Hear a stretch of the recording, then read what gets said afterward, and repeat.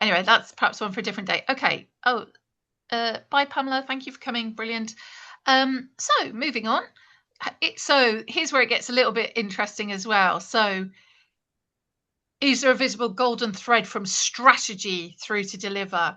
So good governance is only possible, according to Big, with accurate and timely management information that supports decisions and actions by accountable people, or that flows through accountability nodes. So we emphasize connecting our OTIGs to our objectives, to our targets, to our KPIs or KRIs, to our actions. I thought this, for me, this was a really good question. Can you trace a board objective down to a project milestone? Spoilers, I can't, or very rarely. But the good question is, where does that thread break? Where's your break point? I think you were first to the post there, Chris. Sorry, trigger happy. So in my mind, having that flow as you've shown it is important, but I think you need to rebuild back upwards so that you can look at the gaps. So where is your strategy not being addressed, and where is your strategy being over addressed? Because there's too much downward flow and not enough visibility of here we've got the company's top 10 objectives. Sorry, but 3 of them are not actually being satisfied by any initiative underway. Why is Yeah, that though, no, you're right. Chris? Why should Yeah. any initiative not be being addressed? How can it be so that projects have come into being and there be no objectives satisfied by them? Uh, How can that that be? that's not what I've said. I've No, said No, it's when you take the low level objectives and add them all up and compare them against the strategy, where are the strategic pillars or strategic objectives not actually being addressed by any of the projects? So it's the backwards traceability. and so I've had how, that one or two frequently myself. So I think this is definitely where your portfolio management comes in. And you need to be doing that analysis to say, hang on a minute, we have 3 strategic objectives here and nothing is happening this year to support them. That can't be right. But why? Some, How did you end up how like can that? it be? How can that be? well, But it is. very easily, because any initiative standing by itself is not going to support all of the company's objectives. And if the blend in the portfolio is such that there are company objectives that are not being realized because you're deconstructing, you actually need to reassemble and go back and do the sanity check. How can it be though that are we not how can it be that we look at the portfolio and then check to see which strategic objectives it's satisfying? Should there not be somebody accountable for making sure that objectives do have initiatives that are satisfying them? So How, so why let should we be just waiting for stuff bottom up? No, we're not. I'm saying we do both passes, and Good. the reason being is it's very easy to have a disengaged director who's accountable for a strategic outcome, who doesn't think about which projects can provide for it. I've seen that all too often. You know, you get a real blend of willingness to achieve the strategy. So for every strategic objective, there needs to be a sponsor, because if you can't find a sponsor, you'll never achieve it. But you also need to find an active sponsor who will tangibly create change or business as usual that will satisfy that pillar. Absolutely. I think we covered this one in a previous book club as well, David. Actually, I think we established that there isn't always a clear owner for each element of strategy, which is Yeah. exactly how you end up with significant gaps in provision of it. Anyway, I think Ashok was next. Thank you again. Um, okay, couple of points here. First of all, why would we be missing a key objective? It happens, and that's only because the portfolio isn't set up correctly. In that, your portfolio has to have a strategy and a vision and a roadmap to get to that vision. And that roadmap consists of objectives that have to be fulfilled. And in your portfolio, when a idea comes up from the bottom, yeah, you assess that idea against the buckets of benefits that you want in that roadmap. Yeah. So if after say so many months you've got a load of empty buckets that no project is fulfilling, then it's up to the board to initiate projects that will fulfill those objectives, those benefits to lead to that vision. Yeah. Why? Now, Why should it be like that? Because otherwise you won't get to your vision. Your vision No. Why consists of, should we wait for no projects to materialize to achieve an objective if no, the oh you misunderstood me.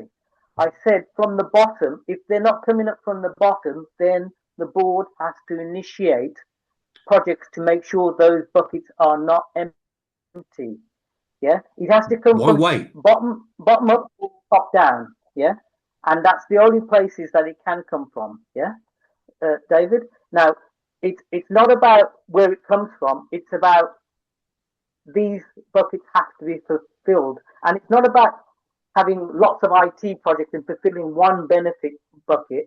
You have to have a spread of buckets that are all topped up and not one not overflowing, one not underflowing. Yeah, it all has to be benefits in those buckets have to be worked towards to get to your vision at the end of your goal that you want to get to, your long-term, short-term vision I talked about. Yeah, and saying that why did we miss a priority objective is, well, that's the director's issue. He should have initiated with the portfolio people to say what things are missing and what projects do we need to have in place. Yes, 100% agree. Okay, so we've got David's next. So David Mitchell, we'll let you speak. But Ioannis has put a really interesting question in the chat as well. So we'll come to that after. So David. Yeah, I just read that. I thought that was a great question. I just want to give a bit of real world reflection. So I think underneath the portfolios that we have, can identify the targets for my business case and the strategy delivery down to an individual milestone and to tracking of KPIs pretty much every time. Absolutely. Yeah. We can do that breakdown in some ways. But I've had the joys of working for like company level strategy offices. Can I distill those down and down and down? No. And I think that's kind of some of the things that it breaks at the highest level from what I've seen. And I'm working for a very large strategy, a very large company, that the stuff underneath it, just there's no connection. And it's kind of almost hearsay. That's where it breaks down. I think if you give me a PMO and a deliverable and a business case, I got it. But I think you start trying to something breaks at that level and we're guessing. So it's my experience, not naming the company either. We'll talk about this again with the phrase we've been using recently is that you can have strategy formulation, strategy delivery, and some people think that's it. But to me, there's a middle bit called strategy implementation, which makes sure that the initiative, the objectives turn into initiatives and they're prioritized. I'd also say, David, in my experience is trying to do it and proposing ways of doing it, people run away from it because it suddenly shows weaknesses in strategy. Absolutely. And you're exposing some pretty senior people. Yes. With some logic. Yes. Yeah. That's where it breaks down. Exactly. So we're on the same page, absolutely on the same page there. This is where I think that trying to force that discussion is absolutely vital. Career threatening for some maybe, but absolutely vital. Yeah. Sorry, Ashok, I think I jumped in there. Yeah, I just wanted to pick up that last point. Definitely, whenever I go into a business, I always look to understand the clear roadmap from your project outcomes to your benefits being delivered at the top end. Okay, that's the first thing. Now, I'm going to give you a little story. This was just to demonstrate why this is how we do this. I was invited to be the portfolio manager at a 2.2 billion portfolio in Saudi Arabia. They said, "Oh, just come in. You'll be the portfolio manager." I came on board, looked at all the projects. They had something like 150, 160 projects. Yeah. I said, "Well, where's your vision? Where's your strategy?" "Oh, we've got that tucked away somewhere." At the end of it was crazy. It was crazy. And so what we ended up doing, it was so old, we had to redo the strategy. And then what we ended up doing is doing a top-down assessment to make sure that we've got all the objectives, all the buckets that we need. And we did, and then we looked at all the projects that were running and did a bottom-up assessment and said, how many of these projects are actually delivering to these buckets? And all the ones that aren't delivering, we cut them out because they're a waste of money. They're not taking us in the vision, the direction of the vision. And the ones that are maybe doing half, delivering half, and the rest aren't, we will descope them, right? And we were very brutal in this because it's a lot of money, yeah? 2.2 billion is a lot of money, and that was what the total was. It would have been 3 times that, right? And we had to descope everything to make sure we're just delivering what's going to take us to that end vision. And um, but they thought they just needed a portfolio manager, but no, they needed someone to come in and do the strategy for them. They needed someone to come in and assess all the projects for them, and then once all that's sorted, to sit down and do a portfolio role at the top end. Um, so it's not just small companies that are doing this. Huge companies are just lost in the weeds with all this. I think Yeah. there's an important point here. I think and I chatted to Stephen Jenner about this, and I put to him that if we're trying to prioritize, then surely you need clear strategic objectives. And he said, and I agree with him, that many organizations don't have clear strategic objectives. They have less than solid strategic objectives. So what's a portfolio office to do?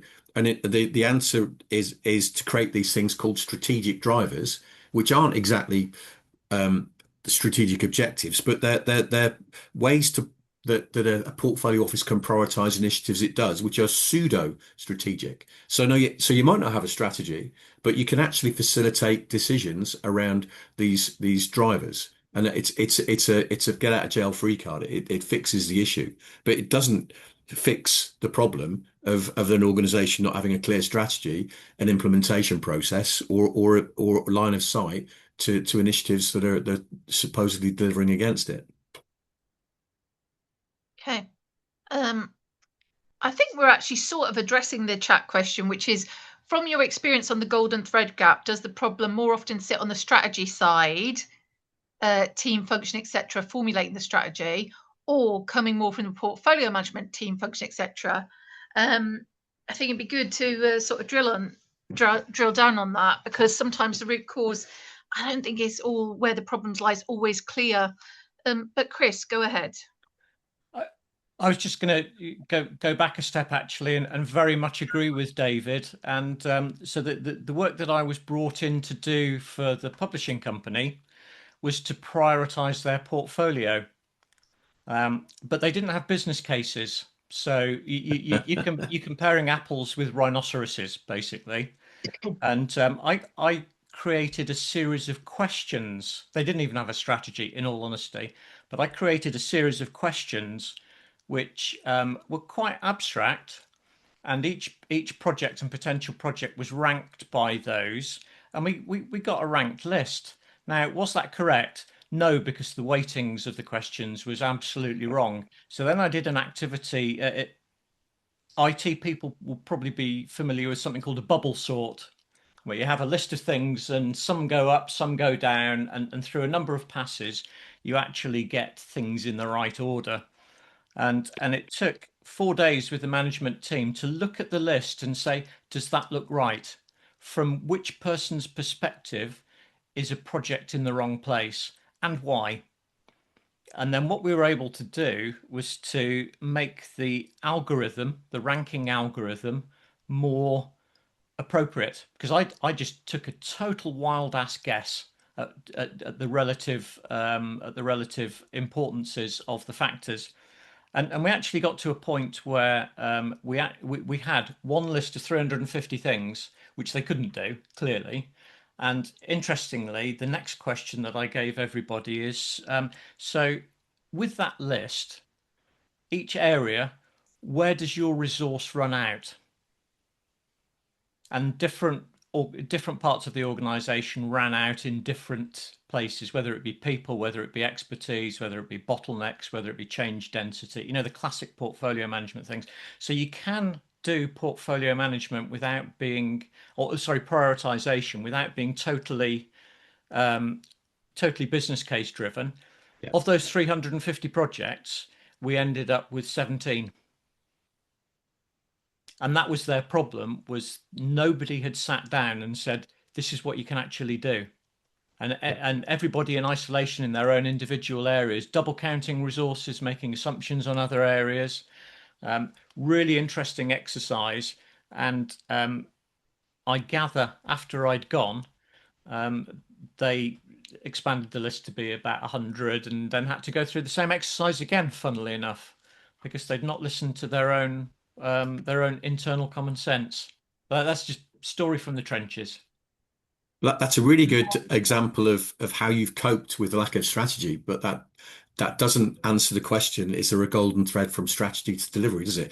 And that's not a criticism of your story, Chris, because it's a fantastic story and really fantastic in provision. But it highlighted that there wasn't a golden thread and there needed to be a golden thread. That was the real outcome, which is without strategy, without business cases, pardon my language, you're pissing in the wind. And I think if until you can slap people around with an example that you've just said, that they're not necessarily open to being challenged on there not being a strategy. I think this is the issue about prioritization. I think it's a first step to effective strategy delivery. You have to get people into this mindset of scoring somehow. And the next step perhaps is then to see if you can align strategic objectives to those scorings and develop and mature. That's my opinion. But sorry, I've rabbited on now. So. No, I think this whole thing about where is the disconnect? It can come up multiple places. To me, it's never or almost never just one thing. Do you have a strategy? Is it clear? Is it owned? Is it planned? Is it weighted? I mean, certainly one of the things I come across is there's a distinct bias. I've worked in lots of organizations where they are in one way or another behind. There's a lot of technical debt or a lot of stuff that needs fixing. Executives hate that. That's really boring and regressive sounding, and nobody wants to spend 5 years spending all the money and all the time fixing things. They want to do nice progressive things. But having that argument and finding out what is the right balance of sort of addressing some of that stuff and then doing some of the more exciting growth type work, that's a really, really hard conversation. Really hard conversation. What do you want your overall portfolio weighting to be like? Hard to tell. Anyway, sorry, that's my two penneth. I'm not sure if Ashok or Alex was next. Do either of you two know? I think it was me. Okay, you go, Ashok. Okay. In portfolio management arena, you might have, like Chris says, you might have 300 projects. Yeah, which ones are you going to do? And there's several ways in tackling which ones you do. Okay, and it normally comes down to the 80-20 rule. Yeah, there is a point when you might have a really good project that will give you a really good return, but is very, very risky. Yeah.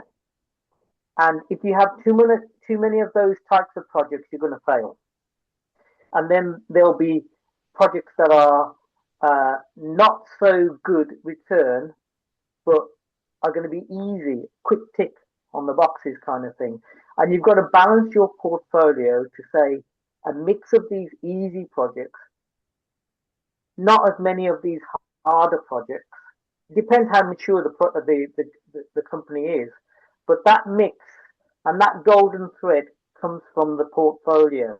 It comes from talking with the directors and saying, this is the data I'm presenting to you. Yeah, we believe this is the set of projects that you should have because blah blah blah blah blah. Yeah, And do you want to do you want to be safe and know that you're gonna deliver most of these, or you want to go for the big money and maybe not deliver as many, maybe go a bit wrong. But this decision comes from the directors at the top, but we present the data at the portfolio level to say these are your options. Yeah. So it definitely is from the portfolio, that golden thread coming down. Yeah, But I that's don't think another that one. follows. So disconnect there, because how can you have 300 and something candidates? Don't do objectives in quickly steer towards some obvious projects, Okay, and then let there's me a answer whole that. puddle of other projects that are chancing their arm at getting some airtime. Okay, let me answer that. Initiative comes up from the bottom. Yeah, say it's 300 initiatives, they all come up, right? You assess them. You have a template that says, does it fill these criteria? Yeah. If it doesn't fill those Yes, all good. criteria, we chuck it out. Yeah. So you've Yeah. filtered that down. Yeah. And you might now have 150. Yeah. You take those 150 and say, how many of these 150 have business cases? Yeah. Oh, 100 of them. Right. Chuck the 50 away. Go away. Go and do your business case. You got So how many have we 100. chucked away so far? How many so far have we chucked away? That's We've 150 you've we've chucked got away. rid of 2/3 of them. Yeah, because they're So you've not. got rid of They haven't. two-thirds of them that have come into life, demanding resource to come into life, that you could have Yeah. nipped in the bud before they spent time coming into life like that. No, no. What I mean is they come into your view, your plane of view to say to assess them to see if you want to do them. Yeah. So if they haven't got a business case, you tell them to go away and do the business case. If they don't pass the filter criteria on the template, you tell them to go away. Yeah. Go and modify your initiative. Once they've got a business case, then you can assess them to say, are they in the profile that the company wants? Do we have enough of the resources to handle them? Yeah, and then we get this. Um, you create this chart where you're doing almost 80% of them, but you're doing the ones that the company is comfortable with because they've got the resources, they've got the funding, and they're happy with the return that they're going to get. Yeah, I mean, there's some companies that will take the risky ones all the time. Yeah, they'll buy in all the good resources and make sure that it happens. Yeah, but other companies are not so mature and they'll go with something more safe, but it'll still get them to their vision at the end of the day, their strategy vision. So that's Well, the goal. I think what you're describing is an organization that's trying to manage its bets and work out which bets come off best. It doesn't sound like an organization that's got a strategy and is cascading that strategy and is really focusing on what needs to be done. I think there's a place for both, but I think a lot of portfolio is around let's Okay, see which let's bet's the most risky and choose the bets we want, rather than saying these are the objectives that cascade into these things we must do. I know it's getting a balance, but I think okay. that's an issue, I think. Let's talk about strategies then. What do you believe a strategy is, David? I know exactly what a strategy is. Tell me. It's a direction of travel with some decision points along the way that will get me from where I am now to where my vision tells me I'm going to be. And How do you? that will turn into some strategy themes that I'll wish to follow. That'll turn into some objectives that will allow me to measure that I'm getting along the way. So it's not How certain. do It's you? not a plan. It's a route map that varies, that will move as the environment changes. How do you measure that direction?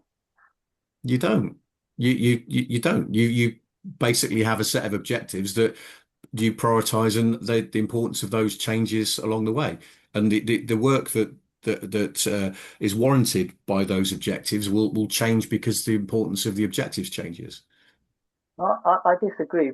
I think. Well, I know that the direction to your vision is composed of benefits that you deliver. Yeah, and Yeah. these benefits, right, are linked to that end vision. So if you don't have enough of certain benefits, you won't get to that vision. If you have too much of, say, you have too many IT projects, right, that'll just spend your money. Yeah, you get the benefit, but it'll spend your money, and you won't be putting it in the right place. So to know that you're going in the right direction, you've got to have a balanced portfolio. And to create that balanced portfolio, you have to have buckets of benefits in the certain areas that you fill, and you fill in the right amount so that you're heading in the right direction to your end vision. That's But my my projects might not have benefit. My strategic initiatives might not have benefits. There may be value streams that don't have benefits. It's a value stream, and it might not be delivered by a project. what they're Um, enabling projects then, are they? I might be doing all kinds of initiatives that I don't use project management to deliver. Well, Big brings together, Big's integrated, so we aim to bring together projects and BAU and product where it exists. So that's what David's referencing there. It's all I'm worried about is that the golden thread from strategy to delivery, it needs a top-down element as well as a bottom-up element, and I don't buy into a strategy being delivered simply by seeing what projects come together for us to prioritize. So I think there's more to it than I think that's the challenge in getting strategy to delivery. Alex, you had your hand up as well. Well, my point was I've worked for a few organizations that did have a strategy of sorts, and we had clear objectives and we kicked off programs, or in my case, recovered the program. But the problem was when the strategy changed, the objectives changed at the top. In one case, I didn't get told for 6 months. So I had this enormous program team, and it's a bit like an oil tanker. You can't turn it on a sixpence. You need a lot of time to turn around. And in one other similarly sized organization, I did get told quite promptly, but not because of any official cascade. It was because I had a really good relationship with that board director. So you're saying, is there a visible golden thread from strategy to delivery? There was at the beginning, but that thread snapped because when they come up with their new objectives from the PLC board down, they're right, we need to kick off a program to do this, X, Y, and Z, but there's no mechanism for informing us when, as you were saying, things change. A strategy is like a woolly route map, isn't it? And objectives change for whatever reason. Yeah. But there wasn't as prompt communication down. So we develop strategy. We can deliver strategy. So what we need is that middle bit to help us manage the implementation. So when the performance varies, we can make decisions, and when objectives change, we can rebalance what we do. Yes. So from a personal point of view, unbelievably frustrating. But if you're a stakeholder, you'd be quite miffed because we spent 6 months of a lot of people working on stuff that was basically thrown away. So that prioritization model is really important to get that balance right and keep it not just something that you do once a year, but to almost use it once a quarter. And it needs to be agile and dynamic and easy enough to enable to rescore things as quickly as you can. And it has to be communicated. If their goals change, why am I still working on the old goal? Yeah. So this golden thread from strategy to delivery isn't a one-off thing we once a year set up. It's to be constantly shuffled and reshifted. Yeah. Right. And on that note, sadly, we have timed out at 9 o'clock, which is slightly tragic, actually, because I knew this would be a great session. And we are slightly less than halfway through. So I'm afraid it is absolutely going to have to turn into a two-parter. So May, we shall continue the conversation. But thank you so much, everybody, for your contributions. Really satisfying discussion. Yeah. Thank you, and we'll carry on where we left off next month, I think. And we'll get the meeting notes. I'll do a write up. We'll share the discussion, and I'll put a discussion thread in the community forum that we have, and hopefully we'll pick up some of. I think there are some definite key themes that are bouncing around. Love to grab those and engage Chris, David, Ashok, who particularly had some views in more stimulating, but maybe offline debate where we can, and everyone has time to do that. Yep. Brilliant. Sounds good. Okay. Thank you very much, everyone. Have a nice evening. Thanks, everyone. Good night. Bye for now. Bye. Cheers. Thanks.